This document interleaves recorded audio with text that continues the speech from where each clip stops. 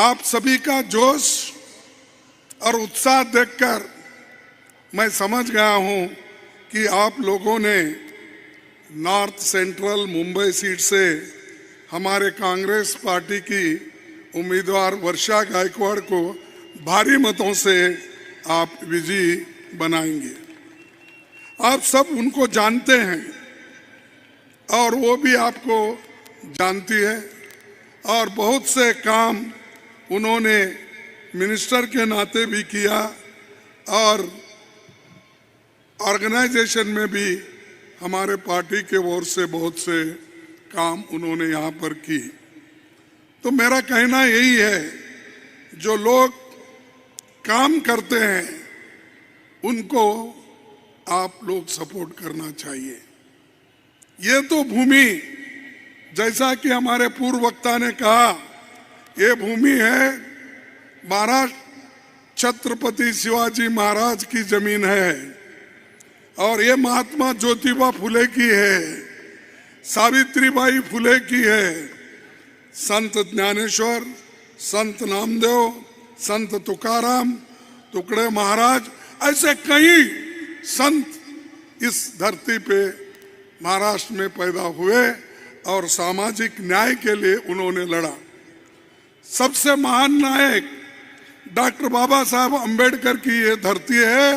उन्हीं के वजह से आज हम कुछ रिजर्वेशन पाए हैं, या सब कुछ जो बुनियादी हक हमको जो मिले हैं ये उन्हीं के वजह से मिले हैं। बहुत से लोग बहुत कुछ बात करते हैं, अगर महाराष्ट्र में पूना पैक्ट अगर नहीं होता आज आपको कोई रिजर्वेशन नहीं मिलता। ये रिजर्वेशन वहां से शुरू होगा जब बाबा साहब अंबेडकर महात्मा गांधी जी के बीच जो एक एग्रीमेंट हुआ वो वैसा ही चलते चलते आया और कॉन्स्टिट्यूंट असेंबली में भी रिजर्वेशन उसको लागू किया गया।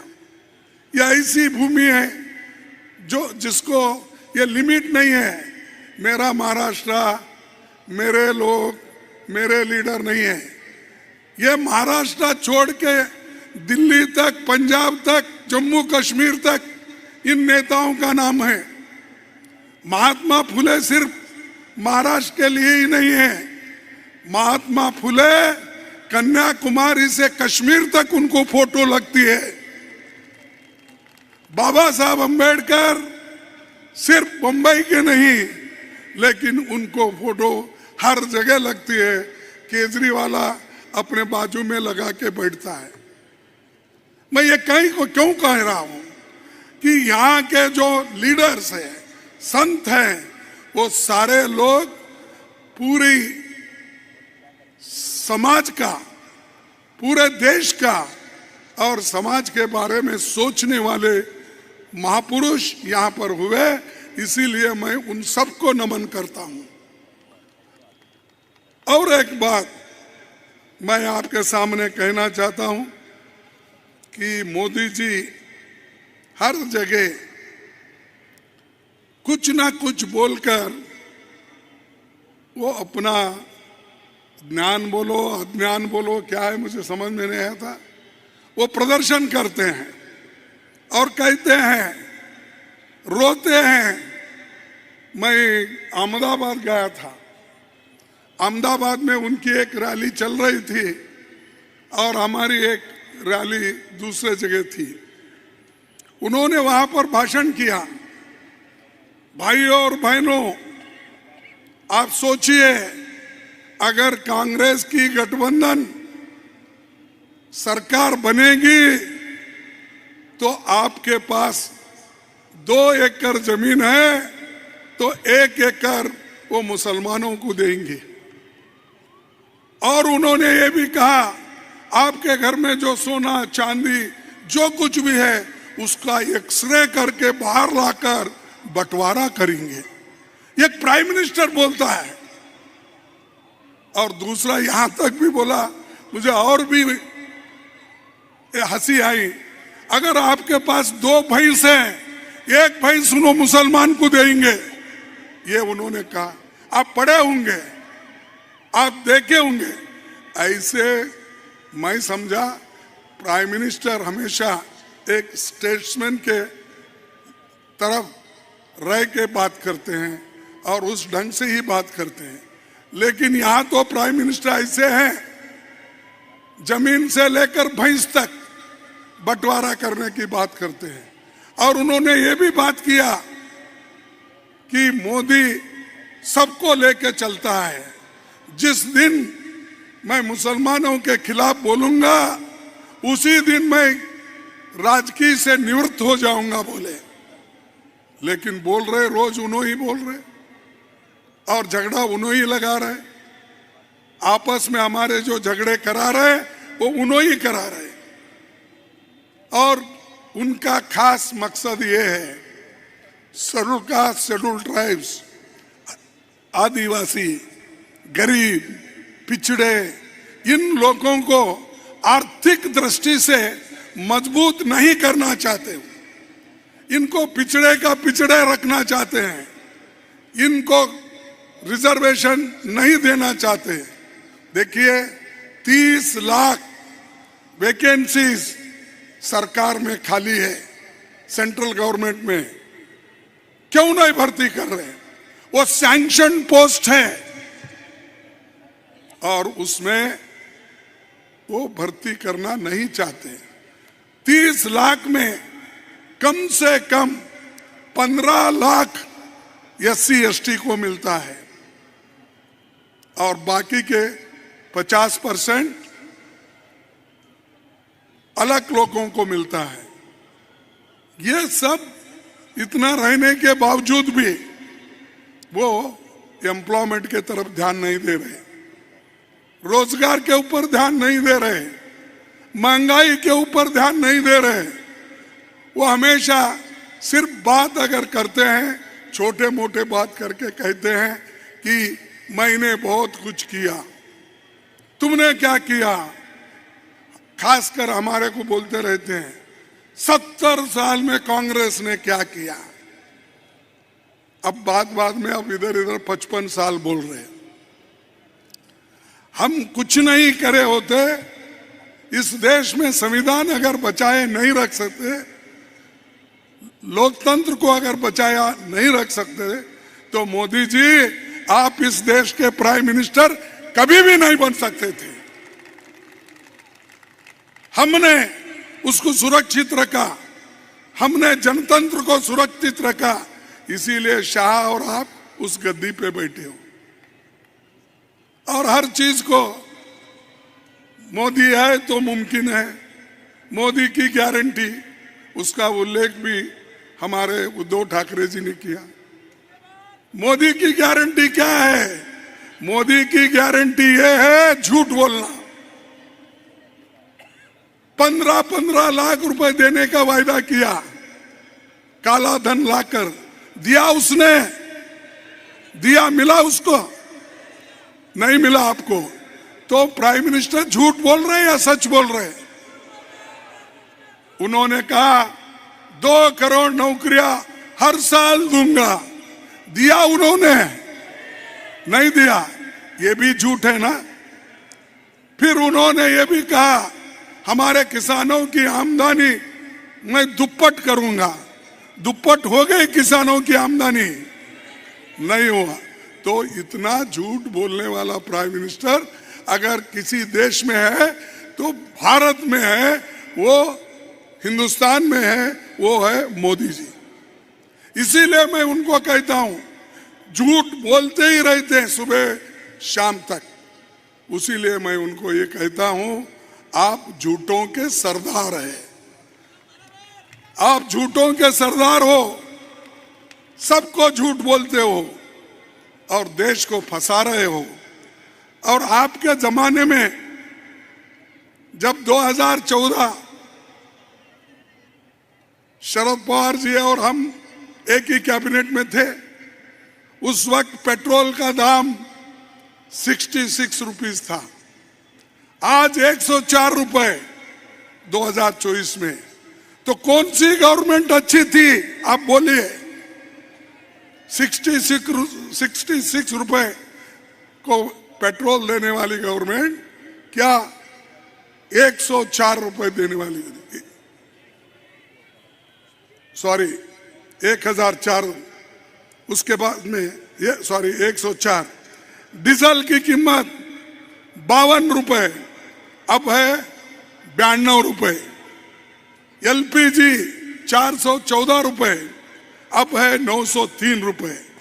आटे की कीमत 10 केजी 210 रुपए अब है 447 रुपए।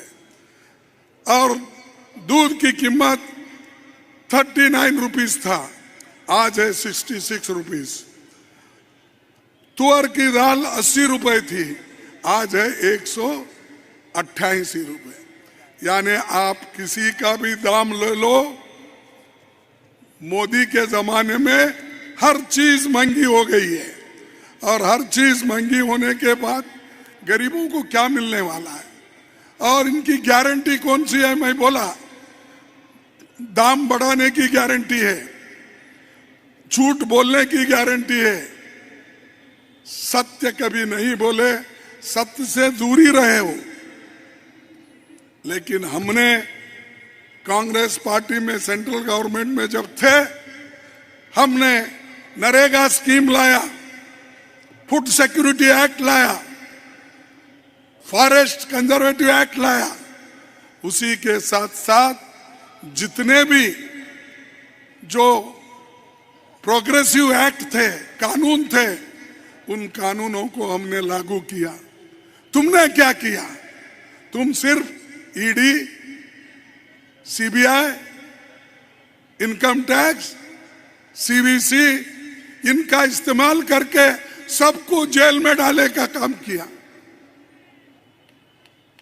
ये लोग सिर्फ जैसा कि हमारे अभी केजरीवाल ने कहा कि रसिया में चुनाव हो गए और बांग्लादेश में चुनाव हो गए, पाकिस्तान में चुनाव हो गए, ऐसा चुनाव करके मोदी जी भी यहाँ पर वही अपना प्रैक्टिस करना चाहते हैं।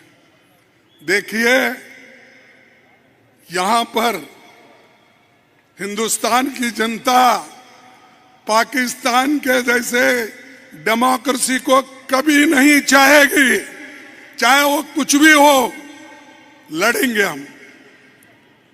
बांग्लादेश का जैसा इलेक्शन हम नहीं होने देंगे, रसिया जैसा इलेक्शन हम नहीं होने देंगे।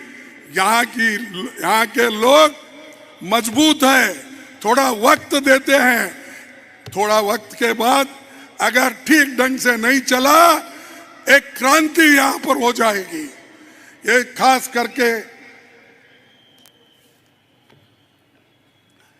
करके हमने जो आज शपथ लिया, इस देश में संविधान बचाने का शपथ लिया है। इसको बचा के रहेंगे, हर कीमत पे बचाएंगे। ये संविधान सबके लिए है, सिर्फ रिजर्वेशन के लिए नहीं है। ये संविधान हमारे मूलभूत अधिकारों के लिए है। बोलने का अधिकार, लिखने का अधिकार, हमको जो काम करना चाहिए उसका अधिकार, हर चीजों का अधिकार इस किताब में है। इसको छीनना चाहते हैं। मोदी जी, आप लाख कोशिश करो, आप कभी इसको छू नहीं सकते और आपकी आरएसएस भी इसको छू नहीं सकती। यह अपना दावा है जिसके लिए लोग लड़े, मरे, कुर्बानी दी, और उन लोगों के सामने ही ये कॉन्स्टिट्यूशन आप बदल नहीं सकते।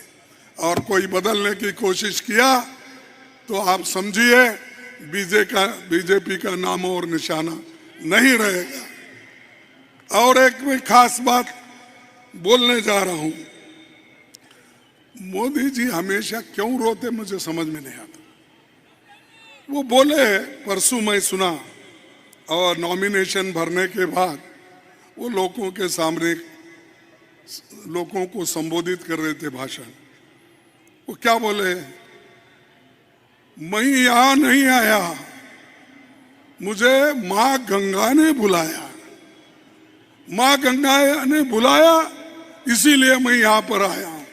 अरे मां गंगा तो आपको कहीं से भी आशीर्वाद देती थी, वहीं से लड़ना था गांधीनगर से, वहां छोड़ के यहां आके मां गंगा बुलाई। ये धार्मिक भावनाओं को बार बार उठाना, उछालना, ये जो काम मोदी कर रहे हैं, ये हमारे इलेक्शन कोड ऑफ कंडक्ट के खिलाफ है।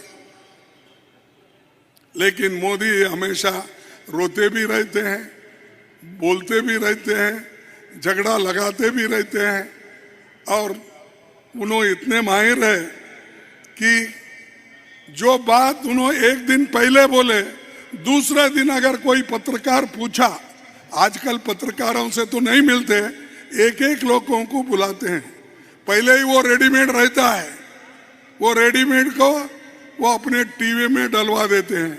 अब देखे होंगे आप, every half an hour Modi ji का चेहरा दिखता है, और मोदी जी का चेहरा दिखाते ही है हर टीवी में, और बाद में ये कहते हैं कि ये अपने मोदी जी का पॉपुलैरिटी बढ़ गया। क्या पॉपुलैरिटी बढ़ गया?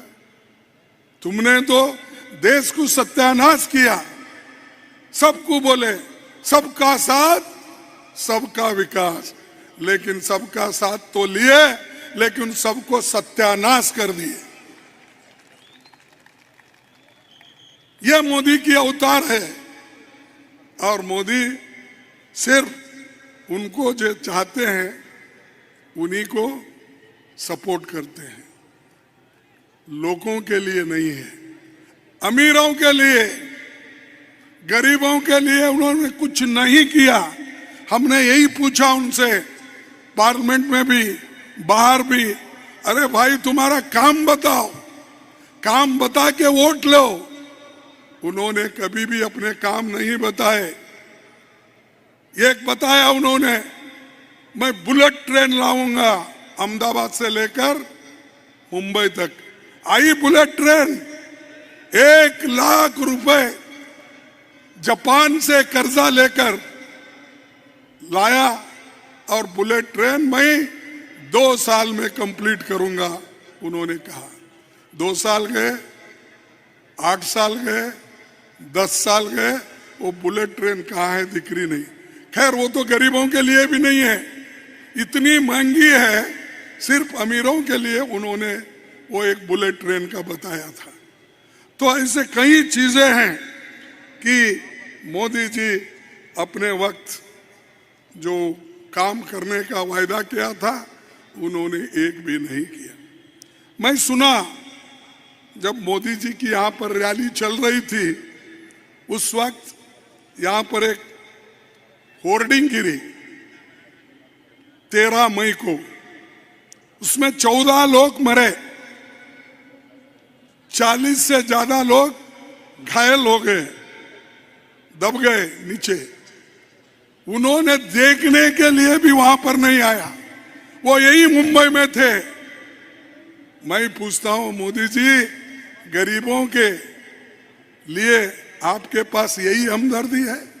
उनको देख भी नहीं सकते, पूछ भी नहीं सकते, जैसा मणिपुर में हो रहा है। मणिपुर में 1 साल से भी ज्यादा लोग वहां पर अपने हकूक के लिए लड़ रहे हैं। बहुत से रेप हो गए, 60,000 70,000 लोग अपना घर बार छोड़ के चले गए, लेकिन मोदी जी वहां नहीं गए।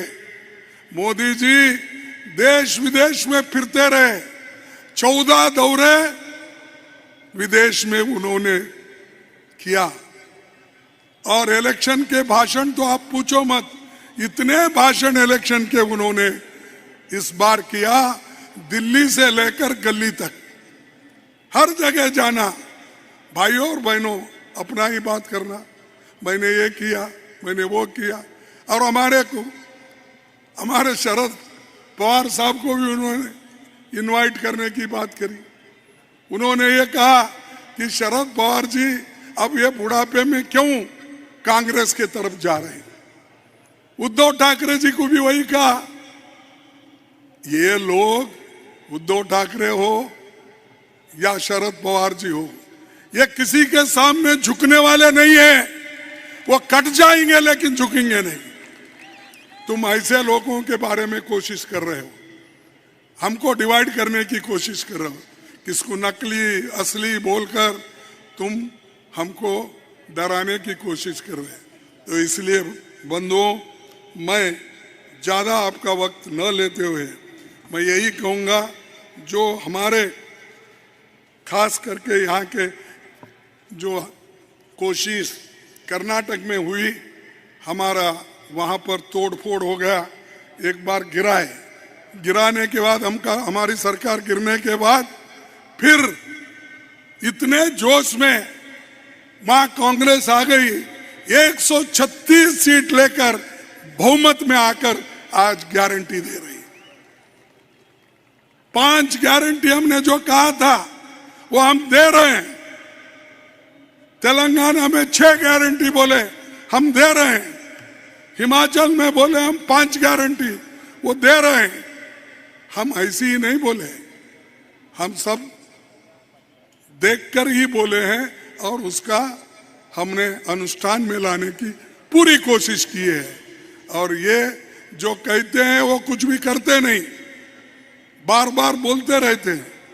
और एक बात यहाँ निकली कि मोदी जी के किसके लिए कोशिश कर रहे, कि वो शाह के लिए करेंगे, क्योंकि 75 साल होने के बाद वो छोड़ देंगे और उसके बाद शाह आ जाएंगे। अरे शाह कहां से आते, हम मोदी को ही छोड़ रहे नई जगह। मोदी ही नहीं रहेगा तो शाह कहां से आएगा। मोदी इस बार 200 पार नहीं कर सकते और इंडिया गठबंधन 300 के पार हो जाता है। यह मैं हर जगह फिरा हूं, हर स्टेट गया हूं और हर स्टेट में अंडर करंट है और मोदी डर गए हैं और डर के भयका हुए बातें कर रही है। कभी कुछ कहते हैं, कुछ कहते हैं। तो इसलिए आप डरो मत, मोदी कुछ भी करने दो। अरे इस देश को तो आजादी हमारे लोगों ने दिलाई, सूली के इसमें फांसी पे चढ़े, बहुत से लोग स्कूल छोड़ दिए, कॉलेज छोड़कर इस देश को आजादी दिलाए। मोदी जी की कंट्रीब्यूशन क्या है, आरएसएस की कंट्रीब्यूशन क्या है? उन्होंने देश के लिए कुछ भी किए बिना सुबह से शाम तक कांग्रेस को गालियां देना। सुबह उठते ही राम का नाम कम लेते हैं, कांग्रेस का नाम ज्यादा लेते हैं। राहुल गांधी का, सोनिया गांधी का, यहां तक कि उन्होंने जवाहरलाल नेहरू को भी अपनी बातें सुनाते हैं, कड़वी बातें। तो ऐसे लोग देश बना सकते हैं। तो भाइयों, मैं आपको ज्यादा बिठाने की यहाँ पर कोशिश नहीं करूँगा। तो मैं आपसे एक ही रिक्वेस्ट करूँगा कि इस देश के लोकतंत्र को बचाओ, संविधान को बचाओ। यही मैं बात आपके साथ बचाएंगे, संविधान को बचाएंगे, लोकतंत्र को बचाएंगे। और आखिरी मैं कहूँगा कि हमारे जो यहाँ पर के कैंडिडेट हैं, वर्षा गायकवाड़ जी, भूषण पाटिल, अरविंद सावंत जी, अनिल देसाई जी, संजय पाटिल, शिवसेना, अमोल कीर्तिकर, ये सभी लोग इंडिया गठबंधन के शेर हैं। ये सभी लोग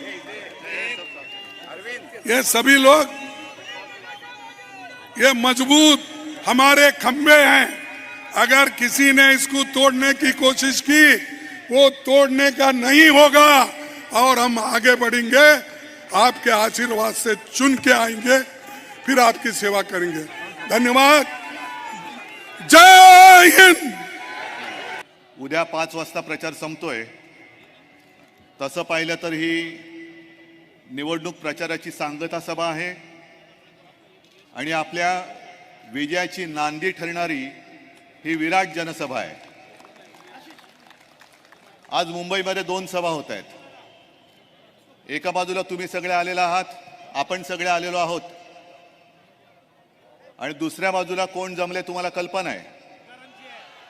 सगळे गद्दार आणि भाडोत्री, सगळे बेअकले आणि नकली, अशी असली शिवसेना, असली काँग्रेस, असली राष्ट्रवादी आणि सर्व मित्रपक्ष आहेत, त्यांची ही सभा आहे. तिकडे सगळी भाडोत्री माणसं आहेत. वक्ते भाडोत्री, उमेदवार भाडोत्री, आणि मला असं कळलं की माणसं सुद्धा भाड्याने आणलेत. इकडे एकाने तरी हात वर करून सांगायचं की कोणाला भाडं दिले का रे? एक तरी भाडखाऊ आहे. सगळे तिकडे गेलेत. आणि गंमत म्हणजे मी थोडासा रिपोर्ट घेत होतो. आता 4 जून पर्यंतचे पंतप्रधान नरेंद्र मोदी बोलायला उभे राहिलेत, कारण 4 जून नंतर ते पंतप्रधान नसणार आहेत. हे आपण ठरवलेलं आहे.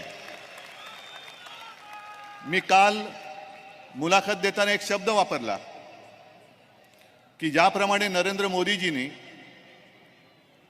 आपल्याला फसवलं होतं, नोटबंदी जाहीर केली, अचानक 8 वाजता उतरले टीव्हीवर आणि सांगितलं, आपल्याला सगळ्यांना वाटलं होतं की काहीतरी चांगलं पंतप्रधान आलेत, काहीतरी चांगलं बोलतील. पण आले आणि सांगितले की तुमच्याकडे ज्या चलनी नोटा आहेत त्या नोटा आज रात्री 12 वाजल्यापासून फक्त कागदाचे तुकडे राहतील. त्यांचं चलनी महत्व 12 वाजल्यापासून रद्द करण्यात येत आहे. त्याला डिमॉनिटायझेशन म्हणतात. मग तसंच मोदीजी, तुम्ही आज शिवाजी पार्कवरनं बोलतायत, बोलून घ्या. पंतप्रधान म्हणून शेवटचे मुंबईत आलायत, बोलून घ्या. कारण 4 जूनला संपूर्ण देश डिमोदीनेशन करणार आहे. याचा अर्थ असा की जसं चलनी नोटा फक्त कागदाचे तुकडे राहिले होते, तसं तुम्ही 4 जून नंतर फक्त नरेंद्र मोदी राहाल, देशाचे पंतप्रधान राहणार नाही, कोणत्याही परिस्थितीत राहणार नाही. मला काही वेळेला कीव येते काही लोकांची. काय लोक जमवतात, जणू काही देशातले सगळे प्रश्न संपलेत, महागाई कमी झालेली आहे, सगळ्यांना रोजगार मिळालेला आहे, सगळे खाऊन पिऊन ढेकर देऊन सुस्त पडलेत.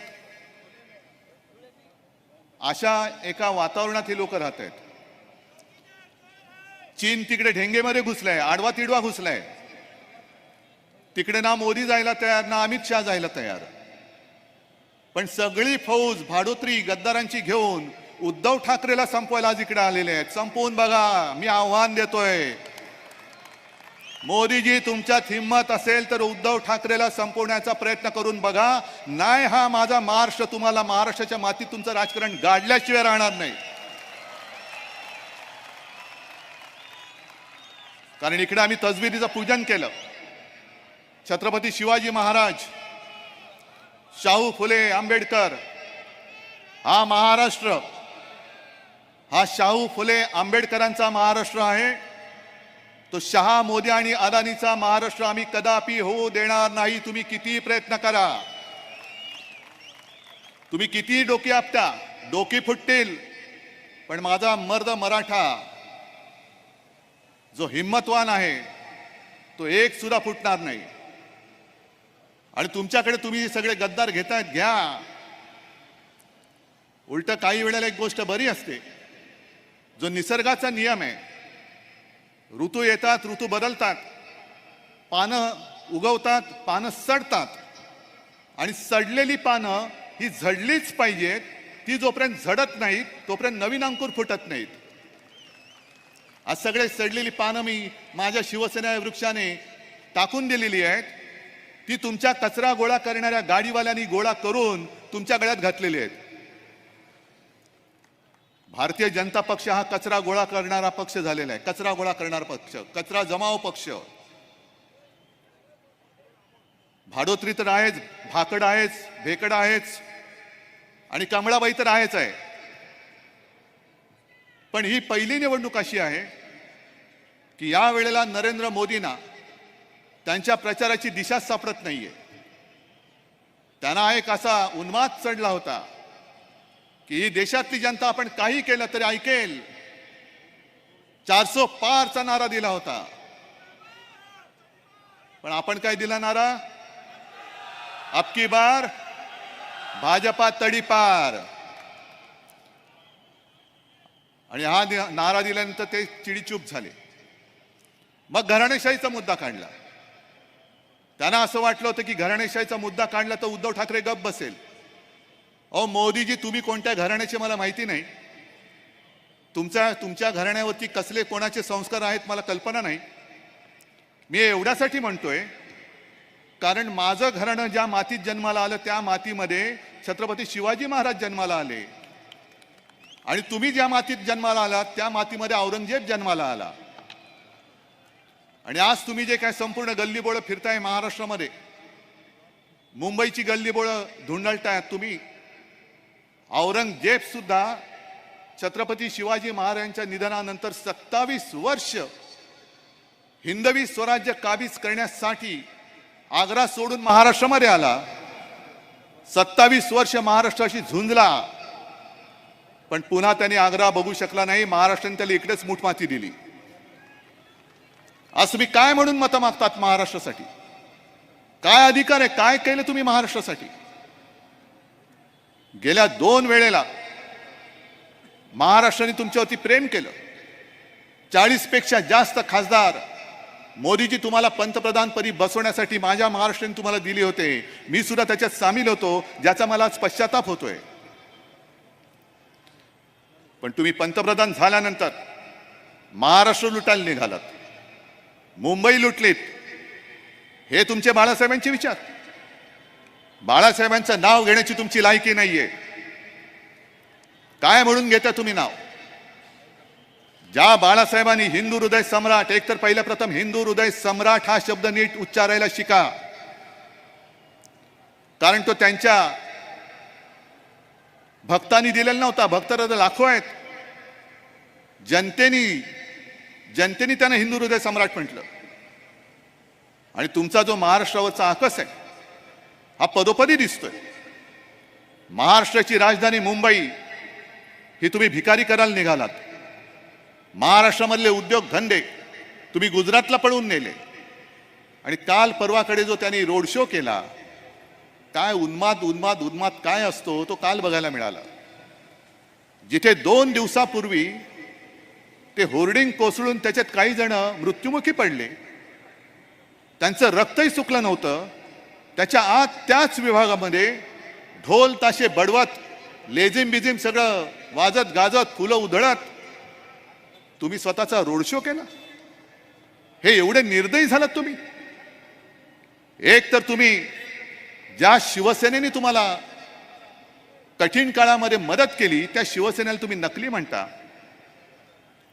मग असं नेमकं आहे तरी काय की उद्धव ठाकरेचं तुम्ही पक्ष चोरला, चिन्ह चोरलत, वडील पण पळवलेत, तरी देखील ही लोक हटत का नाहीत माझ्याकडनं? काही लोक माझ्या सोबत आहेत. मी जिथे जिथे जातो तिकडे गर्दी होते, प्रत्येक ठिकाणी गर्दी होते.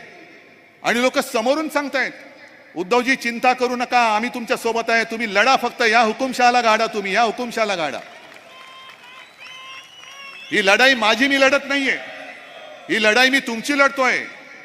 हे सगळे जण एकत्र आलेले आहेत, हे स्वतःची लढाई लढायला आले नाहीत. देशाचं स्वातंत्र्य टिकवण्यासाठी, देशाचं स्वातंत्र्य अबाधित ठेवण्यासाठी आपण सगळे एकत्र आलेलो आहोत. आणि इंग्रजांच्या काळामध्ये सुद्धा जर कोणी असा विचार केला असता, अरे एवढे ताकदवान आहेत इंग्रज, काय होणार यांच्या पुढे, मारून टाकतील, मारली लोक, फासावरती गेली, घरदार कुटुंब सगळ्यावरती त्यांनी निखारा ठेवला. पण तरुण तरुण मुलं क्रांती त्यांनी केली, लढ्यामध्ये उतरली, फासावरती चढली, तुरुंगवास भोगला, हाल अपेष्टा सोसल्या. कोणासाठी? देशासाठी. काल जो मी प्रश्न विचारला तोच पुन्हा विचारतोय, देश म्हणजे आहे तरी काय? भारत माता की जय आपण बोलतो, ती भारत माता आहे तरी कुठे? नाशिकच्या सभेमध्ये जेव्हा मोदीजींनी सुरू केलं हिंदू मुसलमान, तेव्हा समोरचा एक शेतकरी उठला, उभा राहिला आणि त्यांनी सांगितलं की कांद्यावरती बोला. ती क्लिप तुम्ही बघा, मुद्दामून बघा, मोदींच्या डोळ्यांकडे बघा. हुकुमशहाची नजर कशी असते, राक्षसी. अरे शेतकरी तुमच्याकडे पंतप्रधान म्हणून कांद्याचा हमीभाव मागतोय, कांद्याला भाव मागतोय, निर्यात बंदी उठवा सांगतोय. त्याचं न ऐकता तुम्ही भारत माता की जय, भारत माता की जय. मग भारत माता मोदीजी, तुमची भारत माता नेमकी आहे तरी कुठे? माझी भारत माता माझ्या समोर बसलेली आहे. कांदा उत्पादक शेतकरी हा सुद्धा भारत माताच आहे. मणिपूरमध्ये ज्यांचे धिंडवडे काढले गेले त्या महिला सुद्धा भारत माताच आहेत. देश म्हणजे देशातली माणसं आहेत, देश म्हणजे देशातले दगडधोंडे नाही आहेत, दगडधोंडे म्हणजे देश नाही. कदाचित पंतप्रधान म्हणजे दगडधोंडा असू शकेल, पण देश दगडधोंडा असू शकत नाही. मग तुम्हाला संवेदनाहीन झालेला आहात तुम्ही. आणि तुमची 10 वर्षातलं एक तरी काम असं सांगा की ज्या जोरावरती तुम्ही मतं मागताय. दर वेळेला काही निवडणूक आल्यानंतर हिंदू मुसलमान, अरे इकडे सुद्धा आले असतील मुसलमान, आलेत का रे? आलेत ना. आता त्यांच्या पोटात दुखते की उद्धव ठाकरेच्या बरोबर आणि इंडिया आघाडीच्या बरोबर, महाविकास आघाडीच्या बरोबर हे मुसलमान सगळे येत आहेत. मग कधीतरी मुसलमानांना घुसखोर ठरवायचं, कधीतरी जास्त मुलं होणाऱ्यांना म्हणून आम्ही त्यांना संपत्ती वाटणार असं बोलायचं. आणि काल परवा तर बोलले की मी ज्या क्षणी हिंदू मुसलमान भेद करेन त्या क्षणी मी ह्या राजकीय जीवनाचा त्याग करेन. मोदीजी, तुम्हाला त्याग कधीच करायला पाहिजे होता, कधीच करायला पाहिजे होता. तुम्ही एक तर यांना घुसखोर बोलता, एक तर यांना देशद्रोही ठरवता. आणि काल तुम्ही जे बोललात की मी हिंदू मुसलमान भेद कधी करतच नाही, मग का आम्ही करतो? आम्ही करतो का मग? नाही म्हणे माझं बालपण आमच्या आडोस पडोस सगळीकडे मुस्लिम कुटुंबीय राहायचे आणि त्यांच्या सोबत माझं बालपण गेलेलं आहे. मी सुद्धा त्या ताजियाच्या खालून गेलेलो आहे. ईदच्या दिवशी आमच्या घरी स्वयंपाक होत नव्हता, मुस्लिम कुटुंबियांकडनं आमच्या घरामध्ये जेवण येत होतं. मग काहीतरी मिठाची काहीतरी ठेवा ना तुम्ही, खाल्लेल्या मिठाची. आणि मग मुस्लिम कुटुंबियांकडनं जेवण येत होतं, त्याचा मेनू पण सांगा काय. मग तो तुम्ही खाल्ला होतात की नव्हता? मग अमित शहाना सांगा की तुम्ही ते सगळं खाल्लं होतं. कारण अमित शहा काल बोललेत की मोदींना तिसऱ्या वेळेला पंतप्रधान का करायचंय, तर जो कोणी गोहत्या करेल त्याला उलटा टांगून आम्ही सरळ करू. म्हणजे मला कळलं नाही नेमकं काय करणार. उलटा टांगणार मग परत सरळ करणार. मग तो सरळ आहे तो बरा आहे ना, त्याला उलटा का करताय?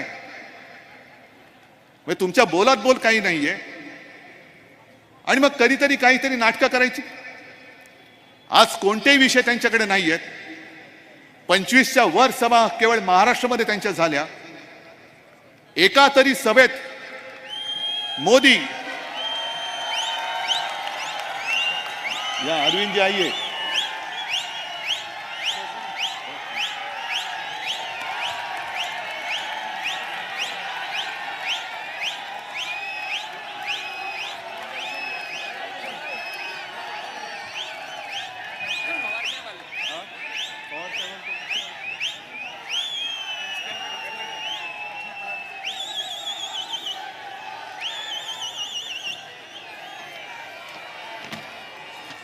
बघा एक एक साथी आपल्याकडे.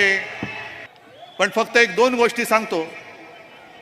मोदीजींचं जे चाललेलं आहे, आईचं कर्तव्य काय असतं? जसं शोले मधला एक तो डायलॉग आहे, गब्बर सिंग सांगतो कि दूर गांव में आधी रात जब बच्चा रोता है तो माँ कहती है बेटे सो जा वरना गब्बर आ जाएगा. तसाच देशातली जनता मोदींना सांगते की आम्हाला भूक लागले, आम्हाला अन्न पाहिजे, आम्हाला नोकऱ्या पाहिजेत, आम्हाला सुरक्षा पाहिजे. मोदी सांगतात गप बसा नाहीतर मुसलमान येतील. अहो 10 वर्ष तुम्ही तिकडे उभवली खुर्ची. या 10 वर्षामध्ये तुम्हाला हा सलोखा करता नाही आला. दर वेळेला काय झालं की पाकिस्तानची भीती दाखवता तुम्ही. चीन बद्दल का नाही बोलत? बेकारीबद्दल का नाही बोलत? आणि मग त्यांचं जे आता सुरू झालं, मला खरंच कीव येते. तुम्ही शिवसेना प्रमुखांच्या पुत्राला नकली संतान बोलताय. मोदीजी, तुमची असलीयत काय आम्हाला काढावी लागेल. आणि मी माझ्या या सगळ्या मुंबईकरांच्या समोर तुम्हाला आव्हान देतोय, चला एका व्यासपीठावर येऊया. मी माझी 7 पिढ्यांची वंशावळ जनतेसमोर ठेवतो. मोदीजी, तुमची असली तर तुम्ही ठेवा. तुमच्या 7 पिढ्यांनी देशासाठी काय केले ते सांगा. आणि माझ्या ठाकरे घराण्याच्या 7 पिढ्यांनी काय केले हे मी तुम्हाला सांगतो. तुम्ही कोण आम्हाला सर्टिफिकेट देणारे? काय ब्रह्मदेवाचे बाप झालात? नाही, ते तर बोलून झालंच आहे. हे तर बोलूनच झालेलं आहे. पण मोदीजी, इकडे सगळे जे मुंबईकर आहेत, हे मुंबईकर जेव्हा संकटात असतात तेव्हा त्यांना मदत करायला धावून जातो तो शिवसैनिक जातो, भाजपचा कार्यकर्ता नाही जात. कुठे आग लागली, कुठे पूर आला, कुठे ऍक्सिडेंट झाला, कुठे बॉम्बस्फोट झाला, पहिला धावून जातो तो शिवसैनिक जातो. तो वाचवणाऱ्याला विचारत नाही, तू कोण आहेस रे? हिंदू आहेस का मुसलमान आहेस? मराठी आहेस का गुजराती आहेस? उत्तर भारतीय आहेस का दक्षिण भारतीय? आणि अशा बचाव कार्यामध्ये अनेक शिवसैनिकांनी स्वतःचे जीव सुद्धा गमावलेले आहेत. मोदीजी, तुमचा पक्ष एकतर स्वातंत्र्य लढत नव्हताच, संयुक्त महाराष्ट्राच्या चळवळीत सुद्धा नव्हताच. उलट तुमचे जे पूर्वज होते, मोरारजी भाई देसाई, त्यांनी मराठी माणसांनी इकडे गोळ्या घातल्या होत्या. 105 हुतात्मे झाले होते. संघर्ष करून रक्त सांडून ही मुंबई आम्ही मिळवलेली आहे. आणि मोरारजी भाईंनी तेव्हा पोलिसांना सांगितलं होतं की मी गोळ्या तुम्हाला माणसांना मारायला दिल्यात, गोळ्या वाया घालवायच्या नाहीत. ही एवढी मस्ती तुम्ही आमच्या घरात येऊन आम्हाला दाखवणार? मुंबईमध्ये तुमच्या कंपन्या दादागिऱ्या करतात, मराठी माणसाला इकडे प्रवेश देणार नाही. मी सगळ्या गुजराती लोकांबरोबर विरुद्ध नाहीये. तुषार गांधींना मी काल सुद्धा सांगितले, गुजराती सुद्धा आमचे आहेत, गुजरात सुद्धा आमचाच आहे. पण हे मोदींमुळे जे 2-5 मस्तवाल झालेत, त्यांना सांगतो वेळीत सुधरा. मराठी माणसाला जर का तुम्ही प्रवेश दिला नाही तर तुमची दरवाजे तुमचे आम्ही बंद करून तुम्हाला गुजरातला पाठवल्याशिवाय राहणार नाही.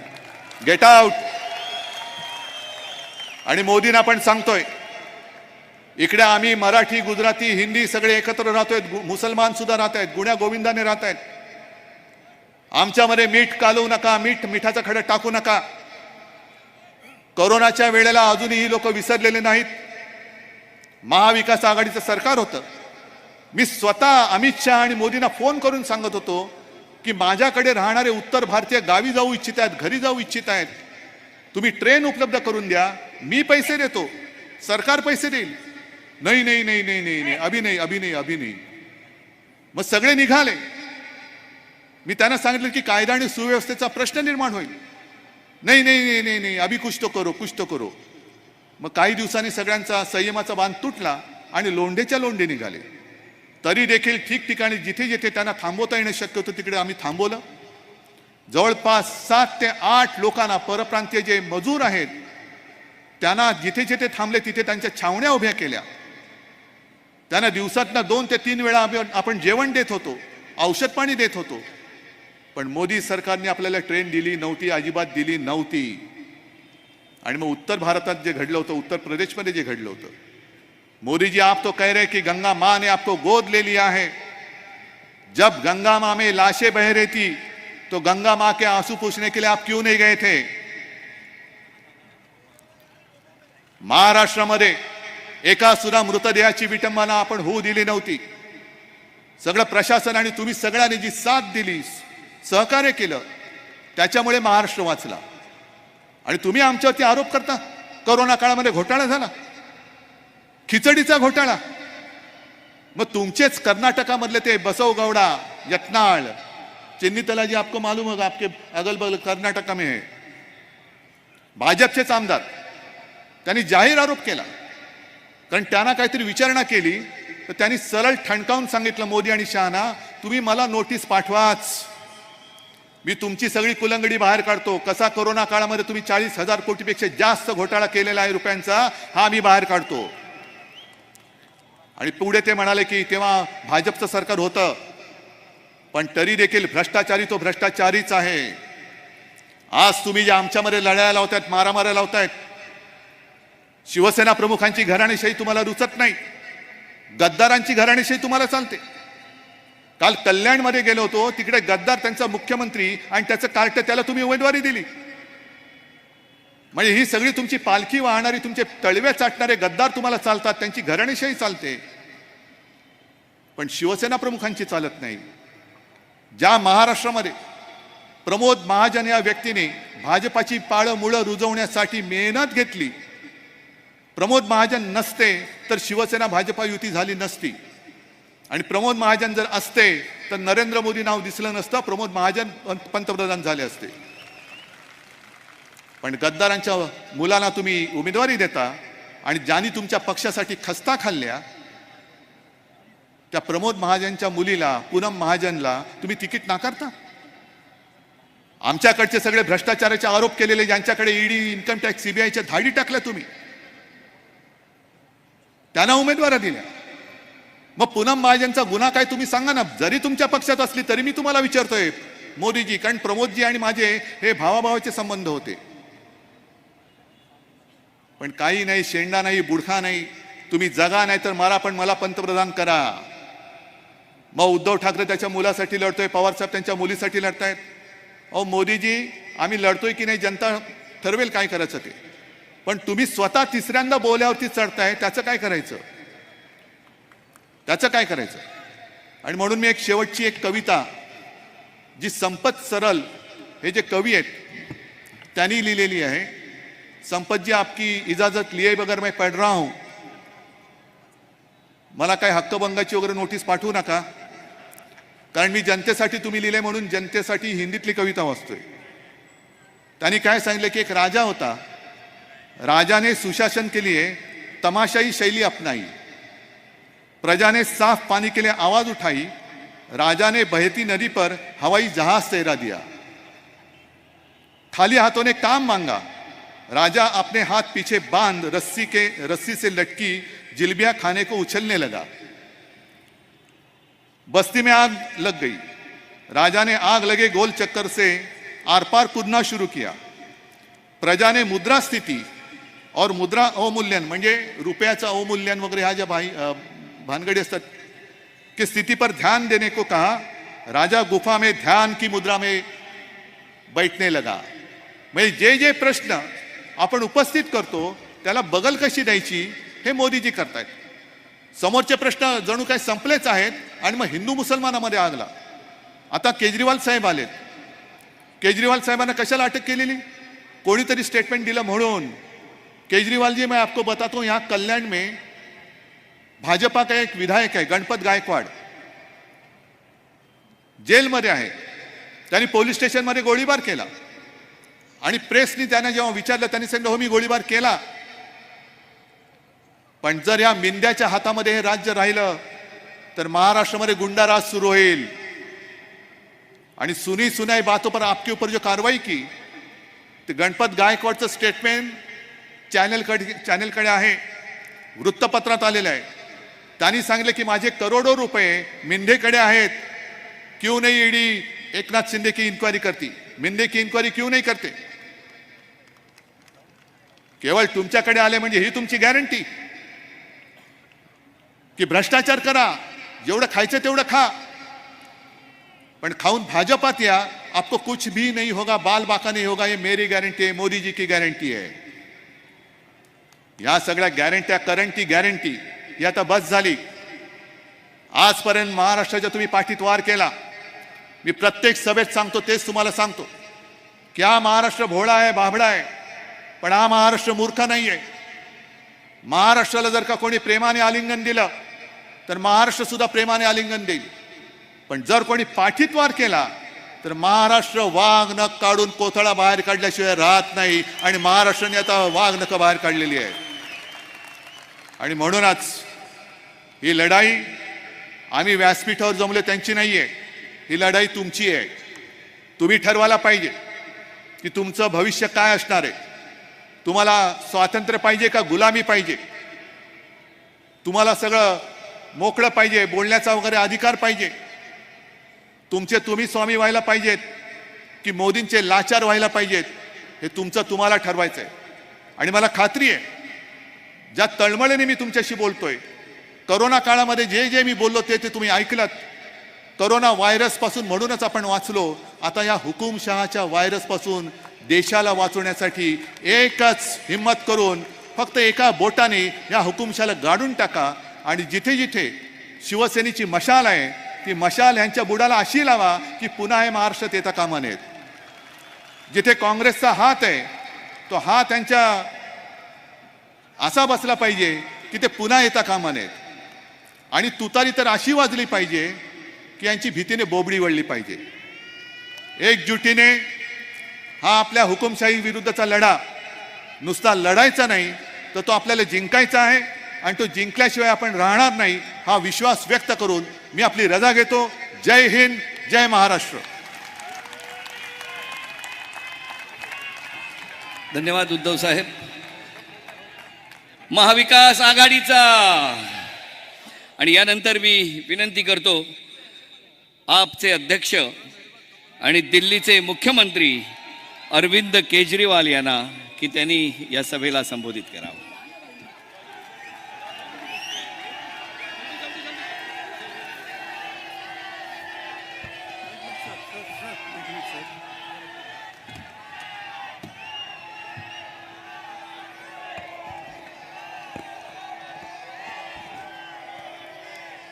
भारत माता की, भारत माता की, इनकलाब, इनकलाब, वंदे वंदे. मंच पे मौजूद कांग्रेस के अध्यक्ष खड़गे साहब, असली शिवसेना के अध्यक्ष उद्धव ठाकरे जी,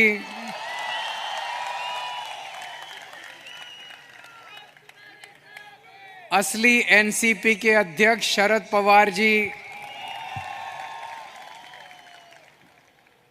इंडिया गठबंधन के देश भर से आए हुए सभी सीनियर नेतागण और इतनी भारी संख्या में आए हुए मेरे सभी प्यारे बहनों, भाइयों, माताओं, बुजुर्गों, बच्चों, आप सबको मेरा नमस्कार, सबको मेरा प्रणाम.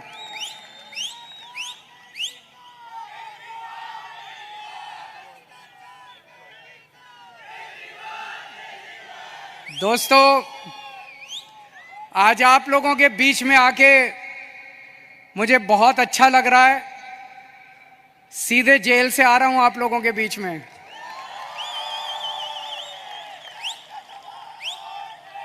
जेल का जवाब, जेल का जवाब. दिल्ली से आया हूं झोली फैला के आपसे भीख मांगने के लिए. मेरे भारत को बचा लो, मेरे देश को बचा लो.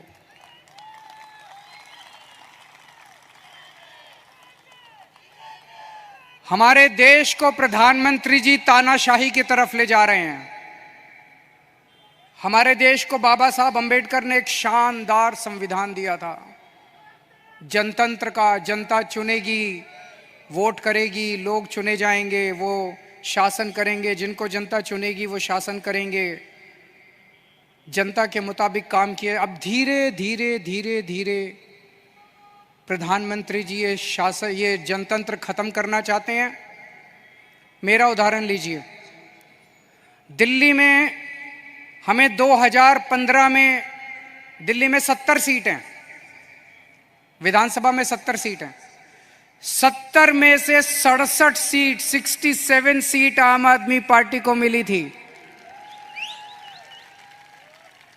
5 साल बाद चुनाव हुए 2020 में और 2015 में 67 सीट आम आदमी पार्टी को, 3 सीट बीजेपी को. 2020 में 70 में से 62 सीट आम आदमी पार्टी को, 8 सीट बीजेपी को. तो मोदी जी ने देखा कि दिल्ली में आम आदमी पार्टी को हरा नहीं सकते, तो मोदी जी ने एक षड्यंत्र रचा, एक फर्जी केस बनाया. उसमें मनीष सिसोदिया को, सतिंदर जैन को, सबको उसमें गिरफ्तार किया और फिर मुझे गिरफ्तार कर लिया। अगर हरा नहीं सकते तो गिरफ्तार कर लो।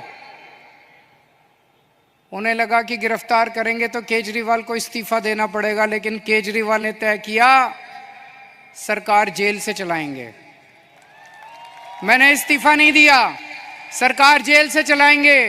अगर मोदी जी जनतंत्र को जेल में कैद करेंगे तो हम जनतंत्र को जेल से चला के दिखाएंगे।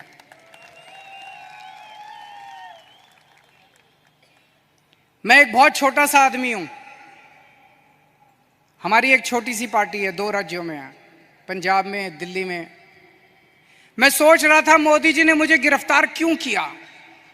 मेरे जैसे छोटे से, वो तो इतने बड़े आदमी हैं, इतना उनके पास साधन है, तमाम उनके पास रिसोर्सेज हैं, मुझे क्यों गिरफ्तार किया। मुझे गिरफ्तार किया क्योंकि दिल्ली के गरीब बच्चों के लिए मैंने अच्छी शिक्षा का इंतजाम किया। दिल्ली के गरीब बच्चों के लिए मैंने अच्छे सरकारी स्कूल बनाए, शानदार सरकारी स्कूल बनाए। मोदी जी नहीं चाहते कि गरीब बच्चों के लिए अच्छे स्कूल बनाए जाएं, वो इस काम को रोकना चाहते हैं, इसलिए उन्होंने मुझे गिरफ्तार किया। मैंने मान लो 500 स्कूल बनाए। मोदी जी आपका बड़प्पन तो तब था आप 5000 स्कूल बनाते। आप तो इतने बड़े आदमी हो, आप 5000 स्कूल बनाते तब आपका बड़प्पन था। आपने केजरीवाल को गिरफ्तार करके स्कूलों का काम रोक दिया दिल्ली के अंदर। मुझे गिरफ्तार इसलिए किया क्योंकि दिल्ली में मैंने इतने सारे मोहल्ला क्लिनिक, गली गली में मोहल्ला क्लिनिक खोल दिए, सरकारी अस्पताल बनाए शानदार, सबका इलाज मुफ्त कर दिया, दवाइयां, टेस्ट, सब कुछ मुफ्त कर दिया 2.5 करोड़ दिल्ली के लोगों के लिए। मोदी जी ये काम रोकना चाहते हैं, इसलिए मुझे गिरफ्तार किया। और विडंबना देखिए, दिल्ली के लोगों के लिए मैंने सारी दवाइयां मुफ्त कर दी, लेकिन जब मैं तिहाड़ जेल में गया 15 दिन तक मेरी दवाइयां बंद करवा दी मोदी जी ने तिहाड़ जेल के अंदर।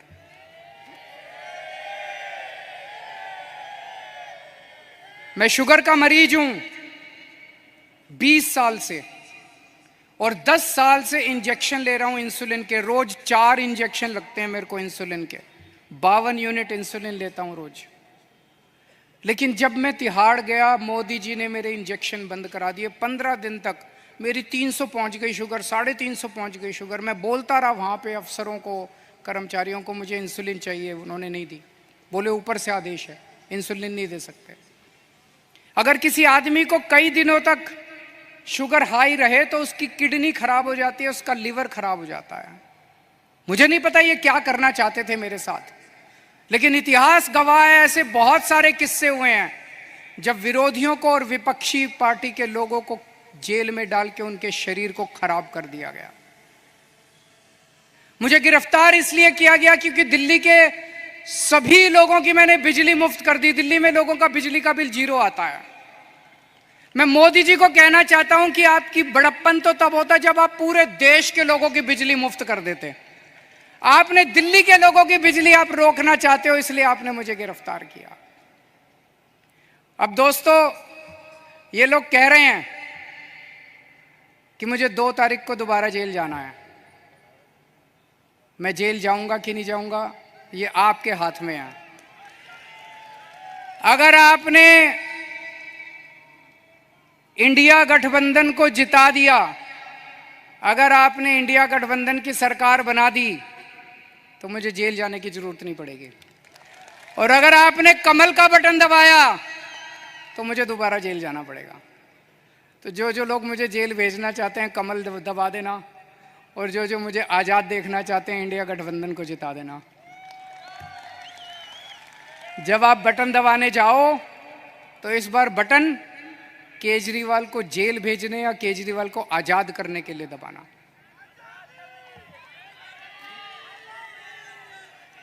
रशिया का नाम सुना है? रशिया, पुतिन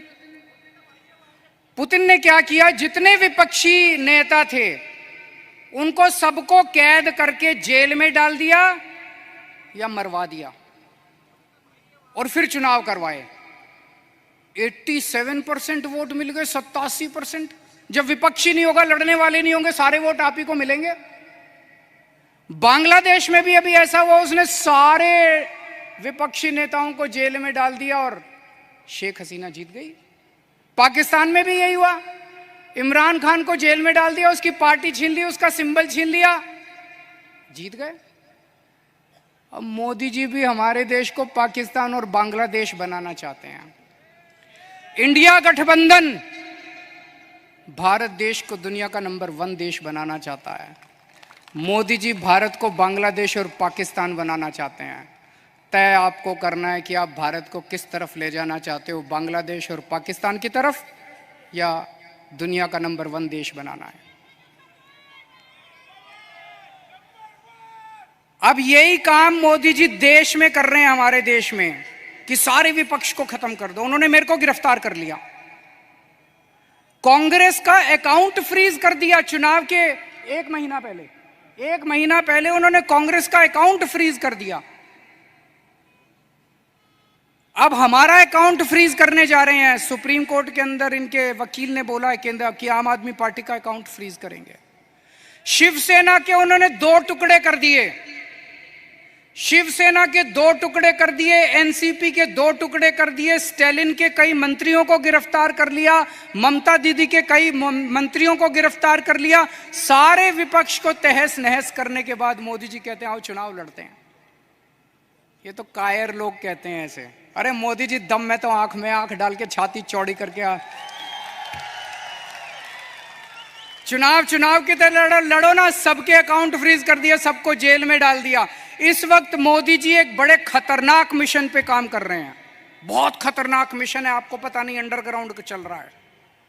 उस मिशन का नाम है 1 नेशन 1 लीडर। इस देश में वो चाहते हैं मोदी जी एक ही नेता होना चाहिए। उसके लिए वो 2 लेवल पे काम कर रहे हैं।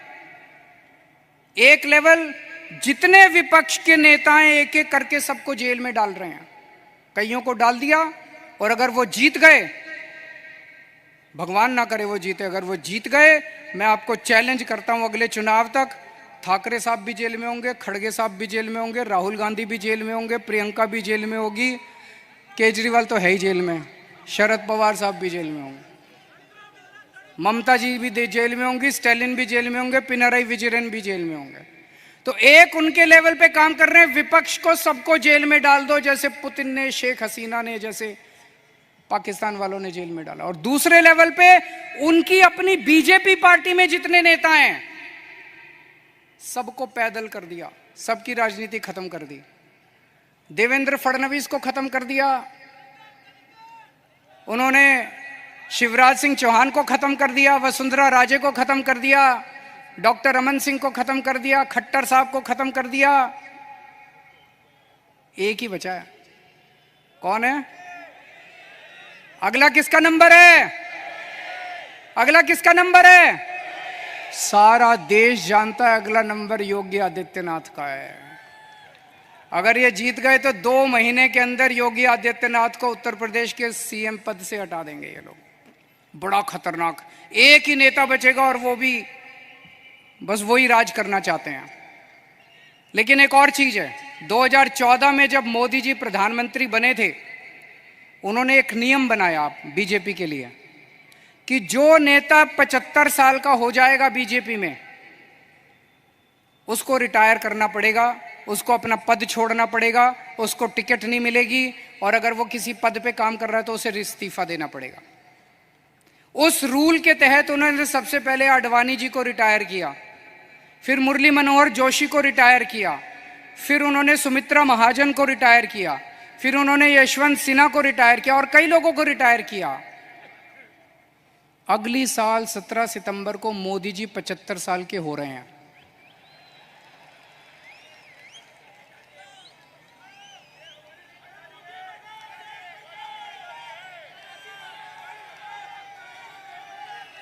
और मोदी जी ने तय किया है वो अपने बाद अमित शाह को प्रधानमंत्री बनाएंगे।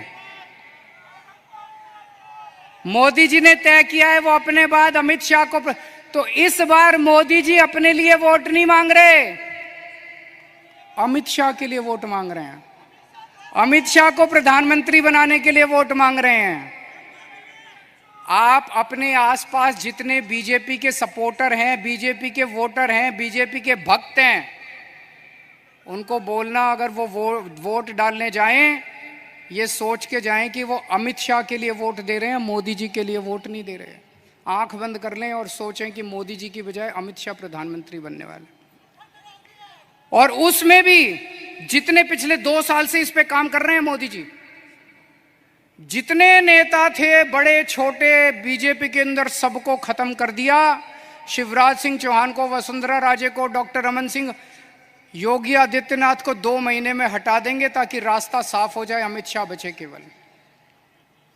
ये बात मैंने जेल से निकलने के अगले दिन प्रेस कॉन्फ्रेंस करके कही थी। जैसे ही मैंने कहा, सबसे पहले अमित शाह बोले नहीं नहीं मोदी जी रहेंगे हमारे 5 साल प्रधानमंत्री, मोदी जी रहेंगे। उसके बाद एक के बाद एक ही दिन में 24 घंटे में इतने नेताओं ने कहा मोदी जी रहेंगे प्रधानमंत्री, मोदी जी। मोदी जी ने नहीं कहा। मोदी जी या तो कह दें, देश के सामने कह दे कि वो रूल तो मैंने अडवाणी जी से छुटकारा पाने के लिए बनाया था, मैं तो रहूंगा। या तो मोदी जी कह दे भाई मैं तो रहूंगा, ये रूल मेरे ऊपर अप्लाई नहीं होता, ये तो मैंने अडवाणी जी की राजनीति खत्म करने के लिए बनाया था, उनको रास्ते से हटाने। लेकिन अभी तक मोदी जी नहीं बोले। इसका मतलब मोदी जी रिटायर करेंगे और यूपी के मुख्यमंत्री को हटाया जाएगा। मैं देख रहा हूं महाराष्ट्र में इन दिनों कुछ ज्यादा ही चक्कर लगा रहे हैं मोदी जी।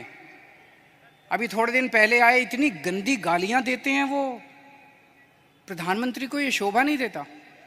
वो पवार साहब के लिए बोले भटकती आत्मा। ये शोभा देता है प्रधानमंत्री जैसे व्यक्ति को? शरद पवार जी की इतने सीनियर नेता हैं देश के, आपकी उनसे वैचारिक भिन्नता हो सकती है, अलग अलग पार्टी में हो सकते हैं, लेकिन थोड़ी सी इज्जत तो रखिए। 84 साल की उम्र है शरद पवार जी की, मोदी जी की 74 साल की उम्र है, 10 साल बड़े हैं उनसे, और उनको कहते हैं भटकती आत्मा। ये तो सड़क छाप बात है। वो उद्धव ठाकरे जी को कहते हैं, क्या बोले उद्धव ठाकरे जी को? नकली संतान। उद्धव ठाकरे जी को कहते हैं नकली संतान। ये कोई भाषा है प्रधानमंत्री की? इस तरह से बोलते हैं प्रधानमंत्री? ये शरद पवार की बेइज्जती नहीं है, ये उद्धव ठाकरे की बेइज्जती नहीं है, ये महाराष्ट्र के एक एक व्यक्ति की बेइज्जती है। इस बार जब वोट डालने जाओ तो ऐसा बटन दबाना कि महाराष्ट्र की इज्जत ऊंची हो और महाराष्ट्र की बेइज्जती का बदला लिया जाएगा उससे।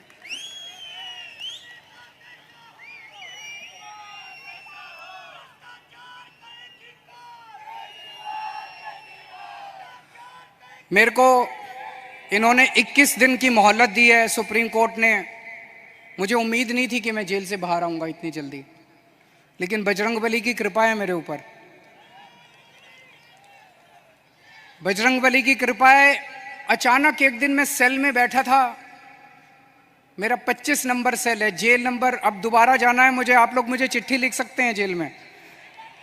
Cell number 25, jail number 2, Tihar jail.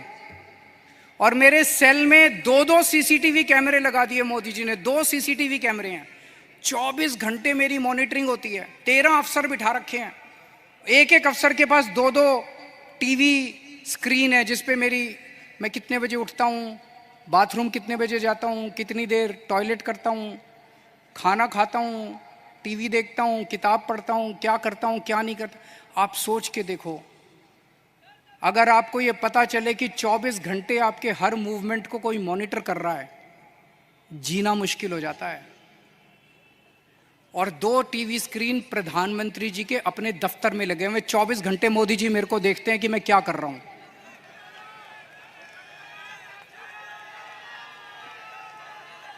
तो एक दिन मैं टीवी देख रहा था, अचानक मुझे पता चला कि सुप्रीम कोर्ट ने मेरे को बेल दे दी। मैं 21 दिन के लिए बाहर आ गया। मुझे बहुत खुशी हुई, उसी वजह से आज आप लोगों के बीच में आने का मौका मिला। लेकिन मैंने भी ठान लिया है, ये 21 दिन का एक एक सेकंड, एक एक क्षण, एक एक पल मैं देश को बचाने के लिए गुजारूंगा। 24 घंटे काम कर रहा हूं। कल सवेरे लखनऊ गया था, फिर पंजाब गया, आज सवेरे पंजाब में था, आज मैं अभी बॉम्बे आया हूं, अभी भिवंडी गया था, भिवंडी से बॉम्बे आया हूं, अब रात को दिल्ली निकलूंगा, उसके बाद झारखंड जाना है कल या परसों में। पूरे देश में घूम के मेरा एक ही लक्ष्य है, किस तरह से अपनी भारत माता को बचाना है, देश को बचाना है, तानाशाही से बचाना है। दोस्तों, मैं तो आज आपको एक ही चीज बोल के जाऊंगा, जैसा मैंने कहा, अगर इनकी सरकार आ गई तो ये ठाकरे साहब को भी, शरद पवार जी को भी, सबको जेल में डाल देंगे। तो जो करे उद्धव ठाकरे से प्यार, उसे करना होगा मोदी को इनकार। जो करे शरद पवार को प्यार, उसे करना होगा मोदी को इनकार। और अंत में मैं कहना चाहता हूं, इंडिया गठबंधन के यहां पे 3 पार्टनर्स हैं, शिवसेना, एनसीपी और कांग्रेस। मैंने एक वीडियो देखा, मैं बड़ा चिंतित हो गया वो वीडियो देख के सोशल मीडिया पे। एक व्यक्ति ने वोट दे के बाहर निकला, उससे मीडिया वाले ने पूछा किसको वोट दिया? बोला शरद पवार को। बोला कौन से निशान पे? बोला घड़ी के निशान पे। अभी बहुत कन्फ्यूजन है लोगों में, इस कन्फ्यूजन को दूर करना बहुत ज़रूरी है। लोग, मैं देख रहा हूँ, बड़ी ज़बरदस्त तरीके से बीजेपी को नकार रहे हैं, लेकिन अगर गलत सिंबल पे वोट डल गया तो बड़ी मुश्किल हो जाएगी। आप सब लोगों की जिम्मेदारी है, जितने लोग आज यहाँ आए हैं, वापस जाके अपने अपने मोहल्ले में, अपने अपने गांव में, अपने अपने पड़ोस में बोल देना कि असली शिवसेना का सिंबल बदल गया है, असली शिवसेना का सिंबल ये है, मशाल है। ये बताना पड़ेगा सबको, बताना पड़ेगा सबको। और असली एनसीपी का सिंबल जो है वो अब घड़ी नहीं है, वो तुतारी बजाने वाला आदमी है, वो बताना पड़ेगा सबको। हम सबकी जिम्मेदारी है। पार्टी अपना काम कर रही है, लेकिन पार्टी के साथ साथ जनता की भी जिम्मेदारी है। और लास्ट में एक ही चीज कहूंगा, 4 तारीख को जब नतीजे आएंगे, मैं तब तक जेल जा चुका हूंगा, जेल से नतीजे देख रहा हूंगा। पिछली बार 48 में से 42 सीट एनडीए की आई थी, इस बार 48 में से 42 सीट इंडिया गठबंधन की आनी चाहिए। अगर 48 में से 42 सीट इंडिया गठबंधन की आई तो मुझे जेल के अंदर बड़ा सुकून मिलेगा। आप सब लोगों ने, इंडिया गठबंधन के सभी नेताओं ने, ठाकरे साहब ने, पवार साहब ने, खड़गे साहब ने आज मुझे यहाँ आमंत्रित किया, बोलने का मौका दिया, बहुत बहुत शुक्रिया। और इतने प्यार से आप सब लोगों ने सुना। आप लोग खुश रहें, स्वस्थ रहें, भगवान आपका खूब खुशियां दे। भारत माता की।